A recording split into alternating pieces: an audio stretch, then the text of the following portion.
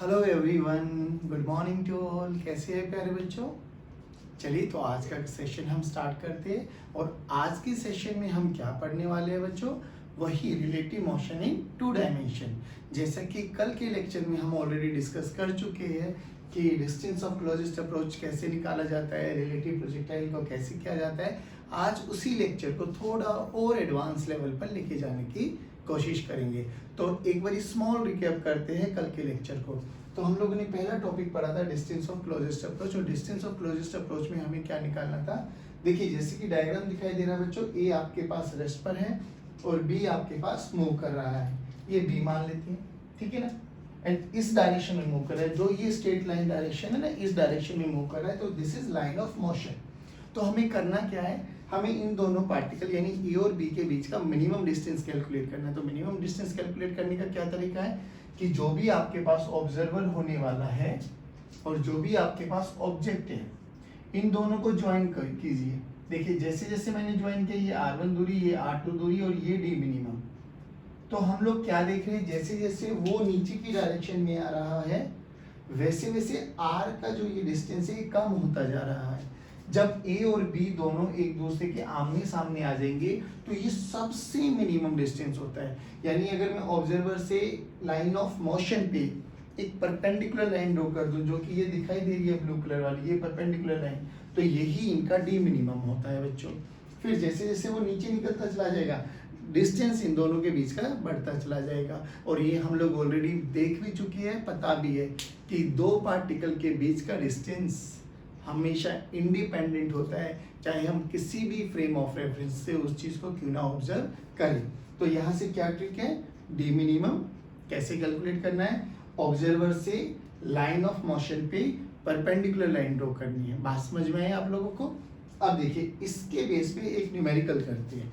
तो हमें बोला गया कि ये हमारे पास दो प्रोजेक्टाइल है और हम लोगों ने इनको फेंकना है, ठीक है। अब हो सकता है ये स्ट्राइक करे ना करे, हमसे बोला गया इन दोनों के बीच का डी मिनिमम कैलकुलेट कीजिए, यानी मिनिमम डिस्टेंस कितना होने वाला है। और इन दोनों का सेपरेशन हमें दे दिया ये। अब हमें देखिए दोनों ही मूव करेंगे, तो हमें तो क्या करना बच्चों? एक को ऑब्जर्वर बनाना और एक को ऑब्जेक्ट बनाना है। और ऑब्जर्वर बनाने का क्या तरीका बच्चों? एक पे बैठ जाओ, एक पे बैठ जाओ। अगर एक पे बैठ जाते तो क्या होने वाला है बच्चों? बहुत सिंपल, बहुत बेसिक सा फंडा होने वाला है सर। चलिए देखते हैं। तो इसकी वेलोसिटी 0 हो जाएगी और ये वाला हमें एक मोशन करता हुआ दिखाई देने वाला है। यानी हमें केवल और केवल इसके मोशन को एनालाइज करना है। लेकिन उसके लिए भी हमें क्या करना पड़ेगा? तो हम बड़ा सिंपल सा फंडा है बच्चों। किसी को भी मान लो ये हमारा ऑब्जेक्ट बनाया मैंने और इसको क्या बना रहा हूँ बच्चों मैं? ऑब्जर्वर। तो यहाँ मैं लिख सकता हूँ velocity of b with respect to a। Formula क्या हो जाएगा बच्चों? Velocity of b minus velocity of a। चलिए अब ये हमारे पास रिलेशन है। अब क्या करते हैं जल्दी बताइए? a जो ऑब्जर्वर है उसकी वेलोसिटी का नेगेटिव इंपैक्ट करके b पर लगा दो। लेकिन उससे पहले स्टेप नंबर 1, रिजोल्व दी वेक्टर इन कंपोनेंट्स। तो कंपोनेंट में रिजोल्व करते हैं। चलिए बच्चे b का देखिए कंपोनेंट क्या होगा बच्चों? b का एक कंपोनेंट इधर हो जाएगा बेटा 50 cos 37, 50 cos 37, cos 37 कितना हो जाएगा बच्चे? 4/5, यानी 50 इंटू 4/5 यानी 40 मीटर पर सेकेंड। ध्यान से सुनना बच्चों, 40 मीटर पर सेकेंड। और ऊपर कितना कंपोनेंट हो जाएगा बच्चों? 30 मीटर पर सेकेंड। चलिए एक ही अगर मैं कंपोनेंट करूं तो 10 रूट cos 45, यानी इधर भी 10 और इधर भी 10। अब हमने तो इसको ऑब्जर्वर बना लिया और ऑब्जर्वर तो राजा होता है, तो इसका मतलब क्या है? ये तो नहीं चलने वाला, नहीं चलने वाला। तो इसकी वेलोसिटी का नेगेटिव इफेक्ट, ध्यान से देखना अब नेगेटिव इफेक्ट, ये पॉजिटिव एक्स में जा रहा है तो इसका नेगेटिव इफेक्ट इधर आ जाएगा बच्चों। कितना? 10। ये ऊपर वाई में जा रहा है, ये कितना हो जाएगा बच्चों?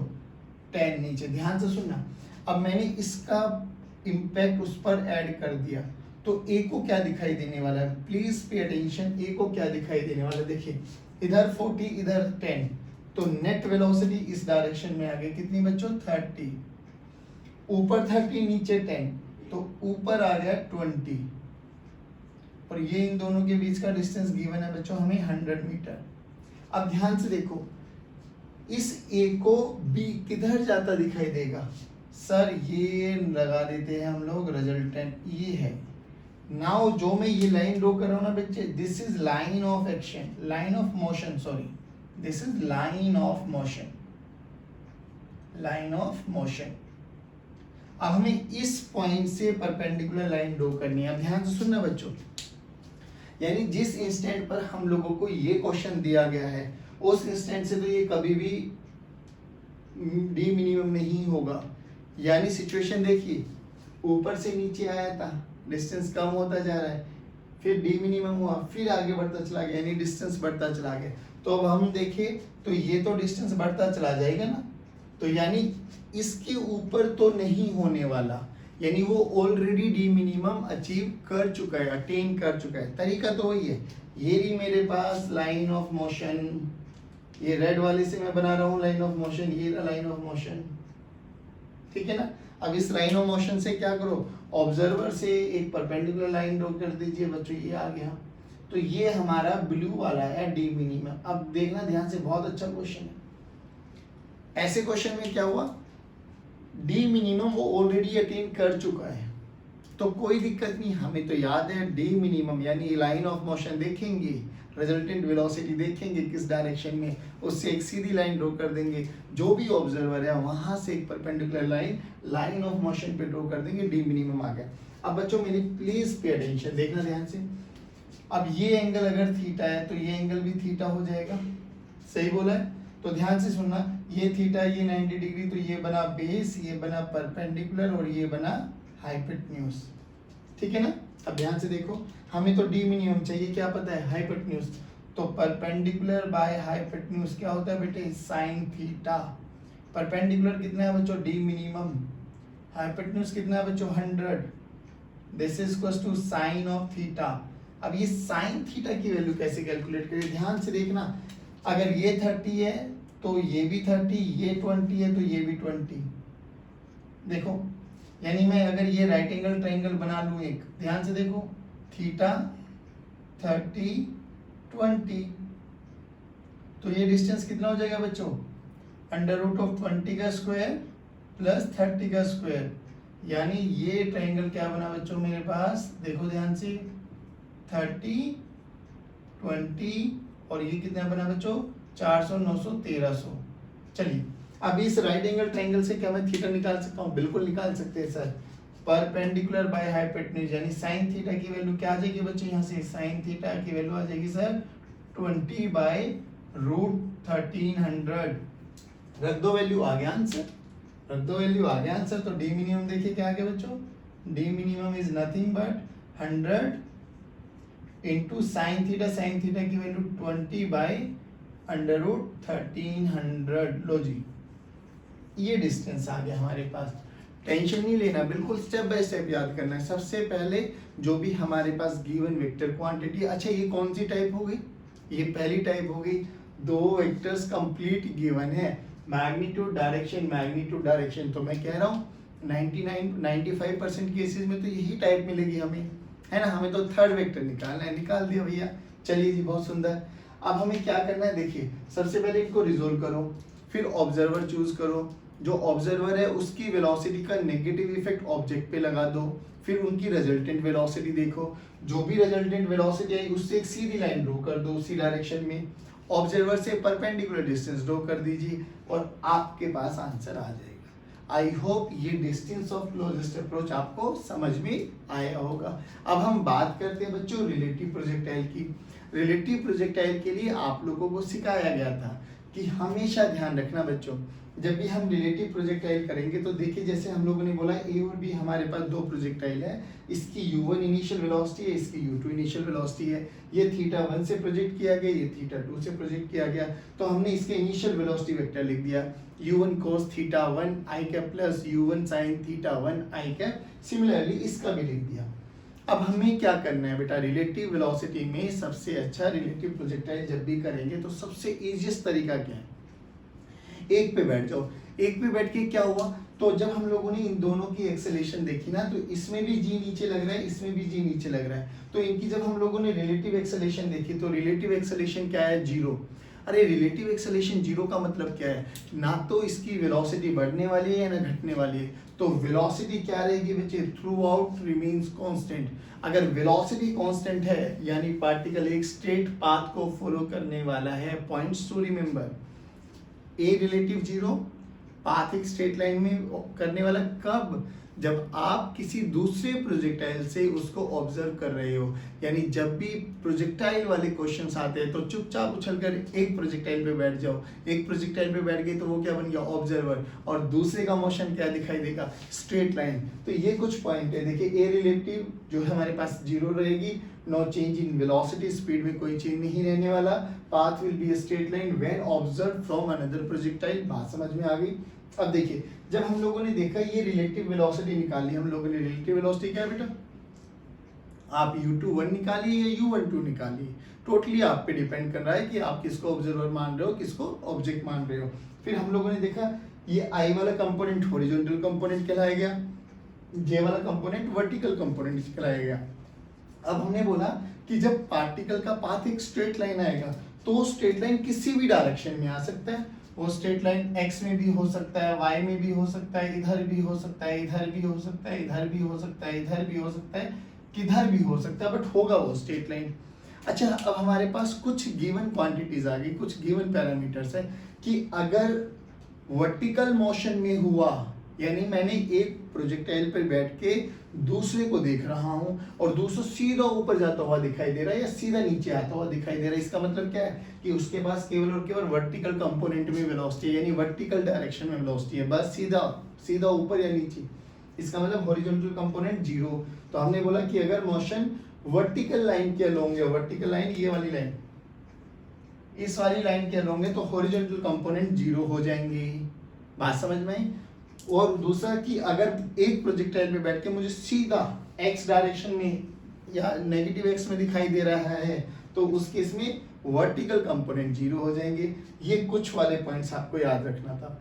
और फिर हम लोगों ने एक चीज और देखी थी कि अगर एक पार्टिकल को आपको हिट करना है, मान लो आपको मुझे हिट करना है, मैंने आपको हिट करना है, तो इस मार्कर से मुझे आपको मारना है और आप मेरे सामने बैठे हो, तो ऐसे थोड़ी ना मैं ऐसे मारूंगा, मैं किधर मारूंगा, मार्कर को बिल्कुल आपके ऊपर फेंकूंगा। यानी मेरी वेलोसिटी की डायरेक्शन आपको टारगेट होना चाहिए, तभी जाके मैं हिट कर पाऊंगा, नहीं तो हिट नहीं कर पाऊंगा। ये पॉइंट भी याद रखना है। For hitting a target direction of velocity towards the target. ये बहुत जल्दी जल्दी रिकैप किया, डिटेल एक्सप्लेनेशन हम लोगों ने कल वाले लेक्चर्स में आपको दिया था। चलिए अब हम बात करते हैं इनसे रिलेटेड कुछ न्यूमेरिकल्स प्रॉब्लम। देखिए बच्चों, अब जो ये क्वेश्चन पूछा गया है ये बेसिकली आईआईटी मेंस में पूछा गया था, पूरा सब्जेक्टिव क्वेश्चन 10 नंबर का। क्या क्या क्वेश्चन थे समझने की कोशिश करना कि एक पार्टिकल ये रहा हमारे पास और एक हमारे पास ये रहा।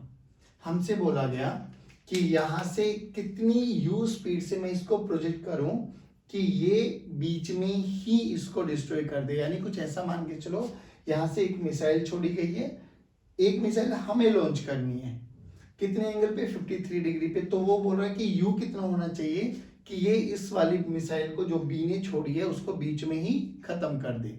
अच्छा हिट करना है तो हिटिंग वाले ये वाला याद होना चाहिए पहली बात। तो दूसरी चीज हमें u निकालना है, कितने टाइम में वो हिट कर जाएगा, t निकालना है, और किस पोजीशन पे निकल करेगा हिट, उसके हमें कोऑर्डिनेट्स चाहिए। तो सबसे पहले बेसिक फंडा हमें क्या करना है बच्चों, इनको रिजोल्व करते हैं। चलिए तो रिजोल्व करते हैं। तो हम लोगों ने क्या बोला बेटा, ध्यान से सुनना, a के कंपोनेंट इधर हो गया u cos 53 और ऊपर हो गया u sin 53। बिल्कुल बेसिक स्टेप बाय स्टेप है, आपको भी ऐसे ही फॉलो करना है ना। b का देखिए, b का इधर वाला कंपोनेंट कितना हो गया बच्चे, 50 cos of 37 और ऊपर कितना आ गया बच्चे, 50 sin of 37। चलिए अब हमें ये वाला ट्रायंगल याद होना चाहिए बच्चों, बस 37 3 4 5। चलो स्टार्ट करते हैं।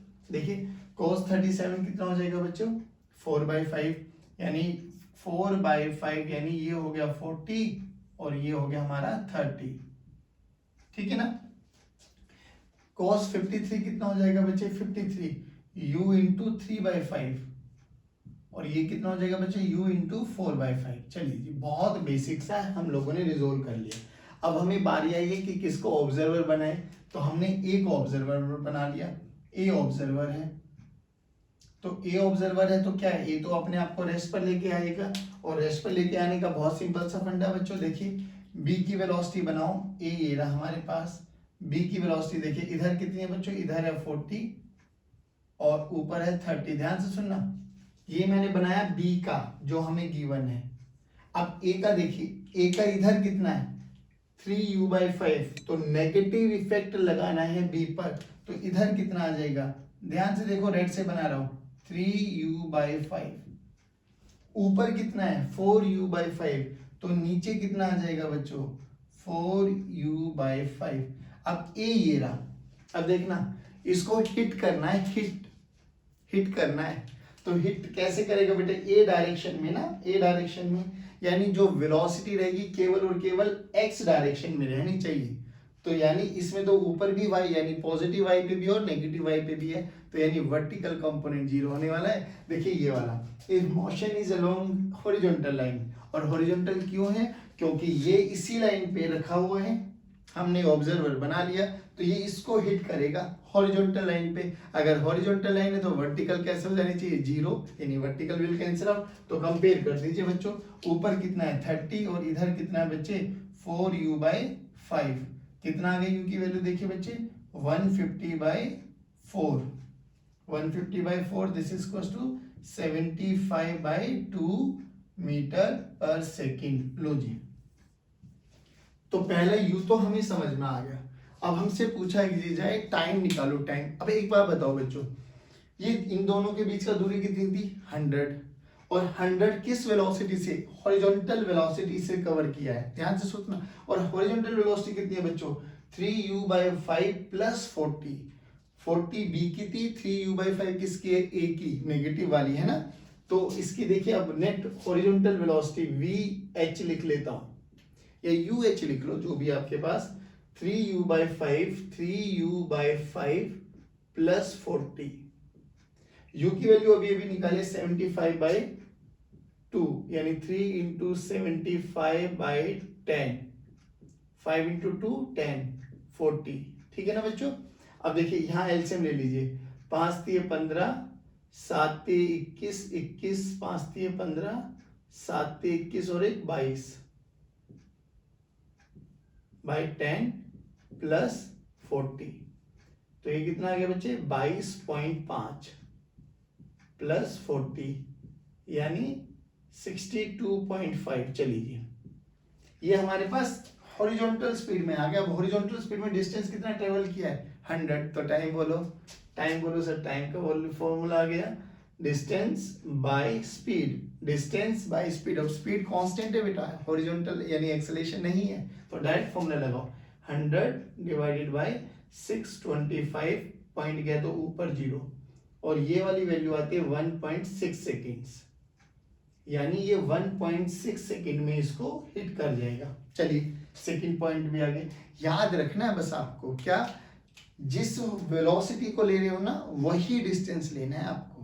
हॉरिजॉन्टल वेलोसिटी तो हॉरिजॉन्टल डिस्टेंस, वर्टिकल वेलोसिटी तो वर्टिकल डिस्टेंस, ऐसे लेके चलना है, ठीक है। चलिए तो हमसे दो आगे आप कोऑर्डिनेट्स पूछेंगे। कोऑर्डिनेट का मतलब क्या बच्चे, जब ये वाला पार्टिकल चल रहा होगा, मान लो यहाँ पर हिट किया, तो ये XY कोऑर्डिनेट क्या है इसके, है ना।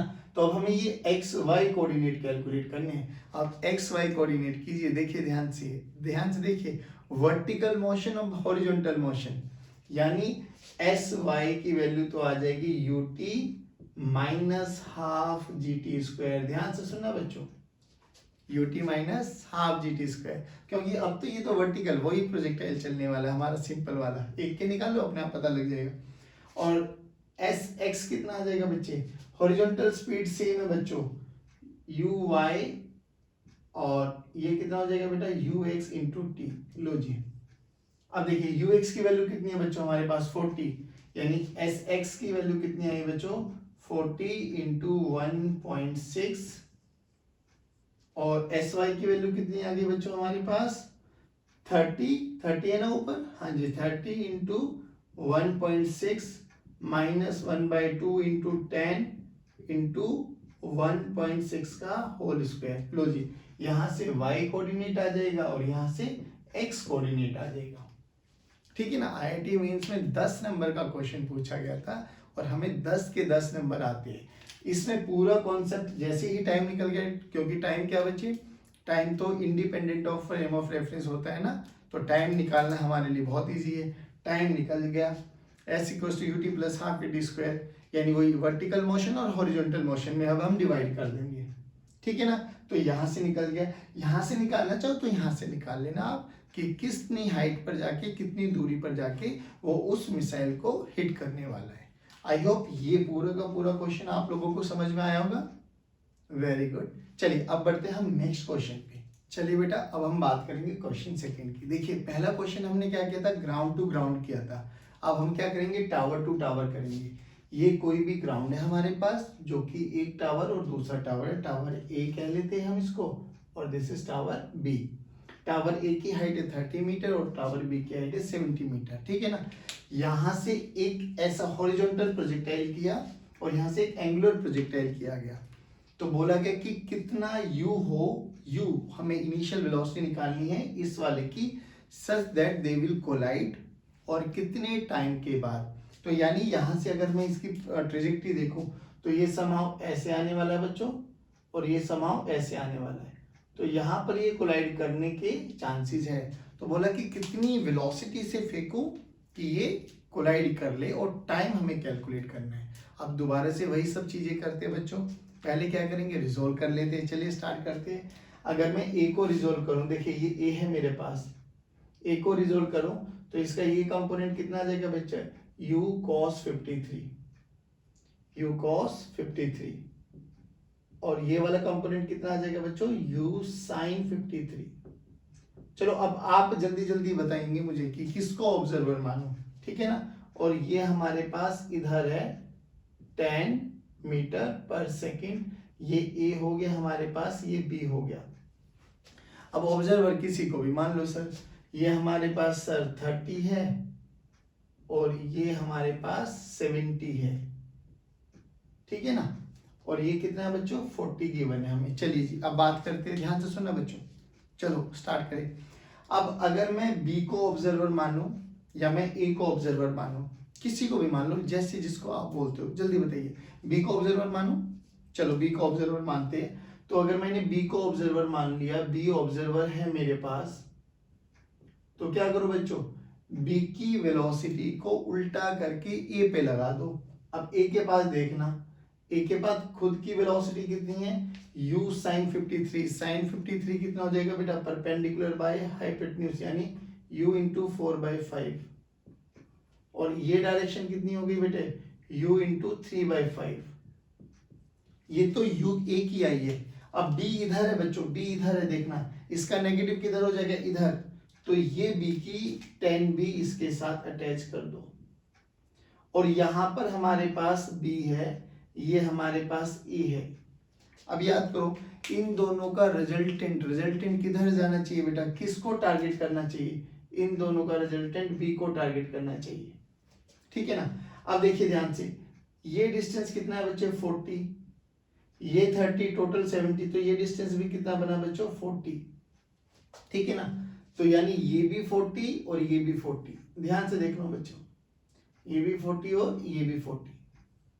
तो ये एंगल हमें समझ में आ गया। ये एंगल कितना होगा बच्चों, देखिए perpendicular by base tangent theta, this is equals to perpendicular बोले तो 40 डिवाइडेड बाय बेस बोले तो 40, दिस इज इक्वल्स टू 1, यानी थीटा की वैल्यू आ गई 45 डिग्री, यानी 45 डिग्री। बोलो नहीं आया समझ में। अब अगर ये 45 डिग्री आ गया तो ये परपेंडिकुलर बना, ये बेस बना, तो मैं लिख सकता हूं, ध्यान से सुनना बच्चों।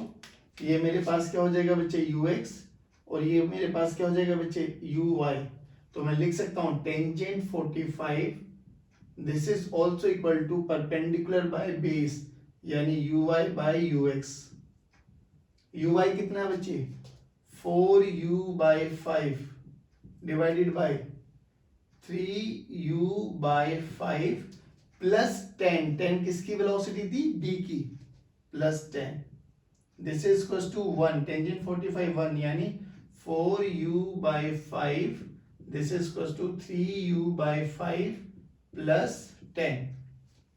सोल्व कर लो भैया, एलसीएम ले लिया 5, तो 4u/5 plus 3u is equal to 3u plus 50, this is equal to 5 5 will cancel out, तो u की वैल्यू कितनी आ गई बच्चे 50 meter per second, 50 meter per second.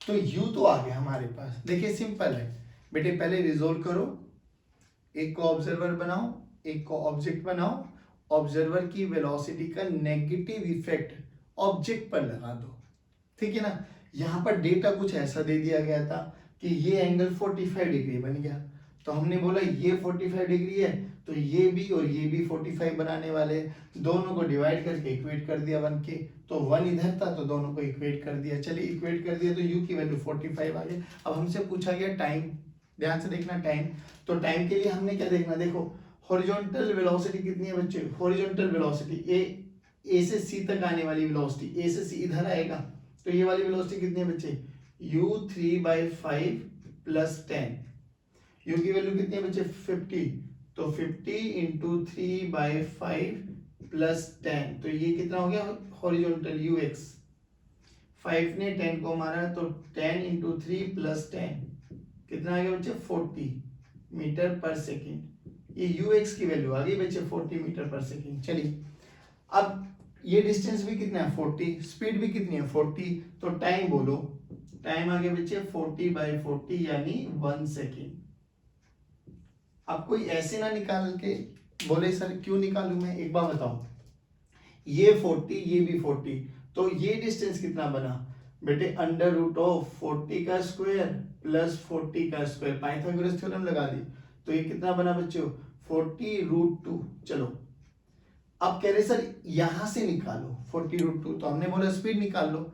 अब ये स्पीड कितनी आएगी बच्चों, देखो ध्यान से देखो, यहाँ पे वैल्यू रखो u की वैल्यू, तो ui कितना बना बच्चों, ui कितना बना बेटे u की वैल्यू कितनी है बच्चे 50 into 4/5 5 will cancel out 10, this is equal to 40, और ux अभी निकाला बच्चे, ux कितना है 40, यानी uy इधर है बच्चों, ux इधर है बच्चों, ये भी 40 ये भी 40, तो रिजल्टेंट कितना आएगा बेटा uy का स्क्वायर प्लस ux का स्क्वायर, तो ये भी क्या आएगा बेटा 40 का स्क्वायर प्लस 40 का स्क्वायर अंडर रूट यानी 40√2। तो स्पीड कितनी आ गई बच्चों, v कितनी आ गई 40√2। लो बच्चों स्पीड भी ये आ गई, डिस्टेंस भी आ गया, दोनों को डिवाइड करेंगे तो भी टाइम 1 ही सेकंड आने वाला है। बोलो यहाँ से समझ में आया, दोबारा सुनिए। अभी हम लोगों ने पहला क्वेश्चन जो देखा था वो ग्राउंड टू ग्राउंड देखा था, अब वाले क्वेश्चन में हम लोगों ने टावर टू टावर देख लिया। अब एक ऐसा भी करो यार, कॉन्सेप्ट तो सेम रहने वाला है भाई, याद क्या रखना है, ये कुछ इंपॉर्टेंट पॉइंट्स है जो आपके दिमाग में बैठ जाने चाहिए कि जब भी हिट करेगा तो वेलोसिटी की डायरेक्शन हमेशा टारगेट की तरफ होनी चाहिए, तो हिट करेगा वो डेफिनेटली, कितने टाइम पर करेगा, किस वेलोसिटी से फेंका जाए, तो ये बहुत बेसिक सा कॉन्सेप्ट है। आई होप ये क्वेश्चन भी आपको समझ में आया होगा। चलिए अब हम बढ़ते हैं थर्ड क्वेश्चन की तरफ। चलिए स्टूडेंट्स अब हम बात करेंगे क्वेश्चन नंबर 3 पे। देखिए पहले क्वेश्चन ग्राउंड टू ग्राउंड, दूसरा टावर टू टावर, अब तीसरा क्वेश्चन देखिए एक टावर से ग्राउंड यानी टावर टू ग्राउंड, सेम वही क्वेश्चन वही कि ये 10√2 45 डिग्री से फेंका गया, वो कितनी स्पीड u से फेंका जाए कि ये हिट कर जाए और क्या उनका टाइम होना चाहिए। अब देखना पहले वाले क्वेश्चन में, सेकंड क्वेश्चन में हमने देखा था एंगल 45 डिग्री बन रहा था, तो कैलकुलेशन थोड़ा सा इजी बन गया। अब देखते हैं फिर दोबारा, तरीका तो वही सर, सबसे पहले रिजोल्व कर लो कंपोनेंट को, तो पहले ए को करता हूँ। ए का देखिए इधर ये वाला कितना आ जाए बेटा 10√2 cos 45 यानी 10, और ऊपर भी कितना गया बच्चों 10, ये तो बना मेरा ए। बी का ये कितना है बच्चों इधर, ये बी आ गया, कितना है u, हमें यही कैलकुलेट करना है, हमें क्या कैलकुलेट करना है बच्चों, u कैलकुलेट करना है। चलिए करते हैं कैलकुलेट। अब क्या करें, किसको ऑब्जर्वर माने, ये ए रहा ये बी रहा, मर्जी आपकी है बच्चों, किसी को भी ऑब्जर्वर मान लीजिए, किसी को भी ऑब्जेक्ट, जल्दी बताइए किसको माने। चलिए इस केस में ए को मानते हैं ऑब्जर्वर, चलो ए को ऑब्जर्वर मान लेते हैं, तो ए ऑब्जर्वर मान लिया, तो क्या करो ए को तो रेस्ट पर रख दो, बी ये रहा, बी की अपनी खुद की वेलोसिटी कितनी है u। अब देखिए ए की ये वाली वेलोसिटी 10 है, तो इसका नेगेटिव यानी ये पॉजिटिव x है तो नेगेटिव x में इसका चला जाएगा इधर, ये कितना आ जाएगा 10। ब्लू वाले से 10 वो बना रहा हूँ एक ही, ये ऊपर है तो ये कितना आ जाएगा बेटा नीचे, ये भी कितना आ जाएगा 10। तो यानी ये वाली वेलोसिटी कितनी आ जाएगी बच्चों u प्लस 10 और ये वाली वेलोसिटी कितनी आ जाएगी 10। अच्छा एक बात बताइए, इन दोनों के बीच में एंगल देखिए, अब एंगल कितने एंगल से आना चाहिए, तो ये सीधी लाइन आनी चाहिए बच्चों, सीधी लाइन, देखो ध्यान से, सीधी लाइन आनी चाहिए, सीधी लाइन बिल्कुल ये डायरेक्शन में वेलोसिटी आनी चाहिए। अच्छा ये एंगल कितना बना, अब ध्यान से देखना, ये तो बना 40 और ये बना 30। अब हमें इस 45 से कोई मतलब नहीं है, हमें तो ये एंगल चाहिए थीटा। तो टेंजेंट थीटा यहां से देखो कितना हो जाएगा, टेंजेंट थीटा कितना हुआ बच्चों, perpendicular 30/40, 30/40 this is equal to 3/4, और 3/4 कहां पर होता है बेटे, टेंजेंट 37, यानी थीटा की वैल्यू कितनी आ गई 37 डिग्री। लो भैया फिर कह रहा हूं ध्यान से देखना, 45 डिग्री पे ये प्रोजेक्ट किया गया, हमें उससे कोई मतलब नहीं है, हमें तो रिजल्टेंट वेलोसिटी देखने कितने एंगल पे आई, तो रिजल्टेंट वेलोसिटी यहां से आएगी सीधा इसको हिट करते हुए, तो ये लाइन कितना एंगल बनाएगी वो हमें थीटा चाहिए। चलिए तो वो बन गया टेंजेंट 37, बात समझ में आई। चलो अब स्टार्ट करो, अब टेंजेंट 37 बन गया, जल्दी बताइए क्या करें क्या करें क्या करें सर, हाँ वेरी गुड, ये 37 डिग्री बन गया सर, ये 53 डिग्री बन गया सर, ठीक है ना। अब ध्यान से देखो बच्चों, चलो स्टार्ट करते हैं।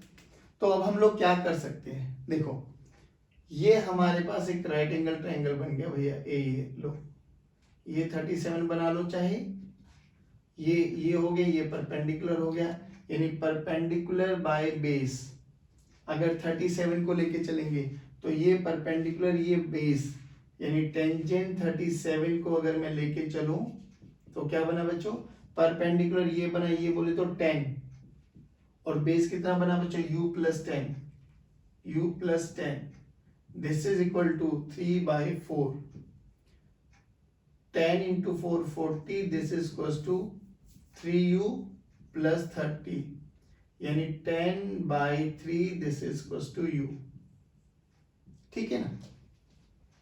कोई इसको 53 को लेके चलेगा तो कैसे करेंगे जल्दी बताइए, हाँ तो क्या हो गया सर, 53 को लेके चलेंगे तो ये अब आपके पास 53 बना बच्चों, ये 90 डिग्री बना, तो ये बना बेस और ये बना परपेंडिकुलर, यानी टेंजेंट 53 कैसे लिखेंगे बच्चों हम, देखना परपेंडिकुलर कितना बना बच्चों u प्लस 10 डिवाइडेड बाय बच्चों बेस कितना बना 10, और टेंजेंट 53 कितना होता है, टेंजेंट 53 कितना होता है, परपेंडिकुलर बाय बेस यानी 4/3, यानी 4/3, यानी इधर देखिए 3u plus 30 this is equal to 40, तो 3u this is equal to 10, u equal to 10/3।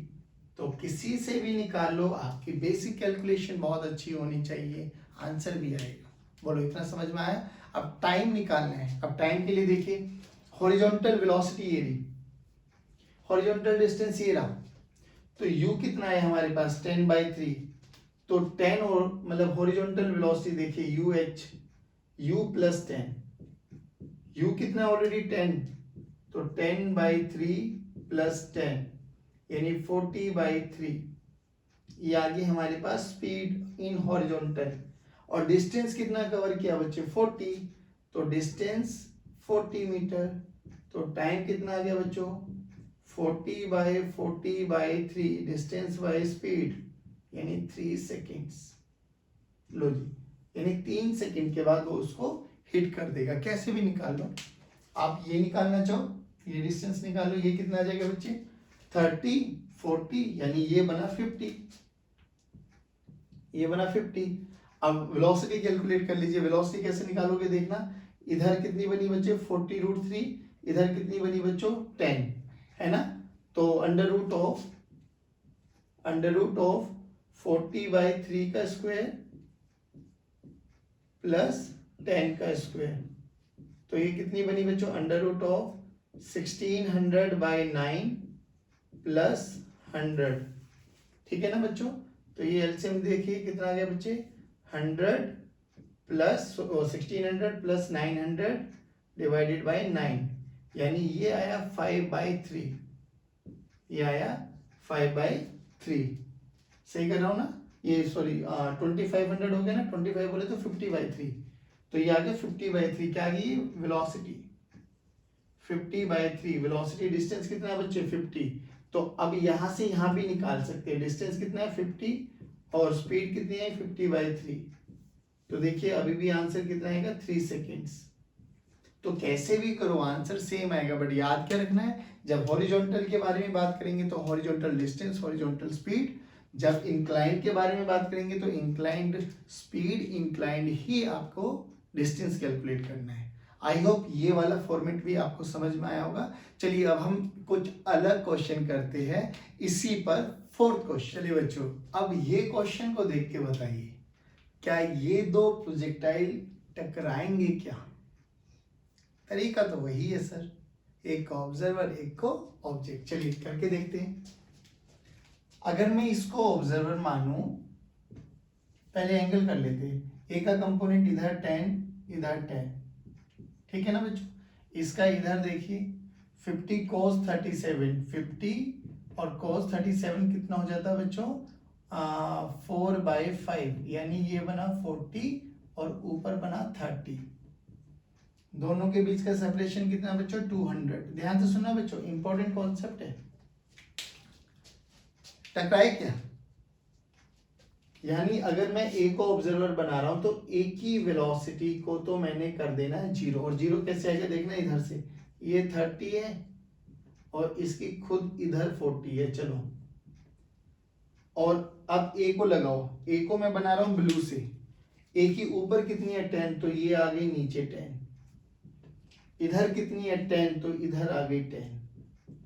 क्या ये कभी भी सीधी, देखिए टकराने के लिए सीधी डायरेक्शन में जाना चाहिए, और सीधी डायरेक्शन तभी जाएगा जब वर्टिकल वेलोसिटीज अपने आप को कैंसिल आउट करेगी। इस केस में कर रही है क्या, ऊपर 30 नीचे 10 ना, तो नेट वेलोसिटी कितनी आई, ऊपर 20 इधर 50, तो ये समहाउ ऐसा जाएगा, तो टकराएगा तो नहीं। इसलिए याद करना बच्चे, टकराने के लिए तो हमें चेक करना है कि वो हॉरिजॉन्टल है या वर्टिकल है या इंक्लाइंड है, बस वही चीज को देख के जाना है। हॉरिजॉन्टल है तो वर्टिकल कंपोनेंट 0, वर्टिकल है तो हॉरिजॉन्टल कंपोनेंट 0, तो ये तो हॉरिजॉन्टल में जाना चाहिए था, तो नीचे भी 30 होता तो ये टकराता जरूर, लेकिन नीचे 30 नहीं है। अगर नीचे 30 नहीं है तो बोला गया, फिर बताओ क्या करे, तो ये टकराएगा तो नहीं सर। चलिए जी, पहली बात तो हमें क्वेश्चन यहीं से समझ में आ गया कि टकराने वाला तो नहीं है। अच्छा टकराएगा नहीं, बट क्या हम इसका मिनिमम डिस्टेंस कैलकुलेट कर सकते हैं? हाँ सर, ये बात में कुछ दम लगा, मिनिमम डिस्टेंस कैलकुलेट कर सकते हैं। अब देखना ध्यान से, मिनिमम डिस्टेंस के लिए क्या करें, ये तो हमारे पास ए बना बच्चों, ये देखना ऊपर बी की वैल्यू कितनी बनी बच्चों 20, और इधर कितनी बनी बच्चों 40 + 10 50, यानी रिजल्टेंट किधर जाएगा बच्चे, अब इसका वेलोसिटी इधर जाएगी ना, ये हमारे पास बन गया इसका लाइन ऑफ मोशन। इस लाइन ऑफ मोशन पे ऑब्जर्वर से क्या करो, एक परपेंडिकुलर डिस्टेंस, ये डी मिनिमम आ गया बच्चों, और ये 90 डिग्री। चलिए ये एंगल, ये साइड कितनी की बना बच्चों 200 मीटर। अब काम तो वही निकालेंगे हम लोग, हमें ये थीटा निकालना है बच्चों। देखिए अब ये एक राइट एंगल ट्रायंगल बना, ये बना आपके पास परपेंडिकुलर, ये बना आपके पास हाइपोटेन्यूज, ये बना आपके पास बेस। हमें परपेंडिकुलर निकालना है, हाइपोटेन्यूज पता है तो इसको लिखेंगे हम साइन थीटा, पहली बात तो। अब तो ये तो इजी लग रहा होगा आपको। चलो ऊपर देखिए, ऊपर कितना बच्चों 20 इधर 50 इधर, ये रिजल्टेंट, तो ये भी 20, ये थीटा, तो ये आ गया अंडर रूट ऑफ 20 का स्क्वायर प्लस 50 का स्क्वायर। आप लोग खुद सोल्व कर लेना। आप साइन थीटा निकालो, तो यहाँ से साइन थीटा कितना आ गया बच्चे, परपेंडिकुलर बाय हाइपोटेन्यूज, यानी अंडर रूट ऑफ 20 का स्क्वायर प्लस 500 का 50 का स्क्वायर। रख दो दोनों को, D minimum perpendicular D minimum by hypotenuse, hypotenuse कितना है 200 is equal to sine theta कितना है बेटे 20 बाय अंडर रूट 400 प्लस 2500। लीजिए डी मिनिमम की वैल्यू यहाँ से कैलकुलेट कर सकते हैं, यानी अगर वो नहीं भी टकराएंगे तो डी मिनिमम तो हम कैलकुलेट कर ही सकते हैं। बोलो क्या ये वाला फॉर्मेट आपको समझ में आया क्या बच्चों?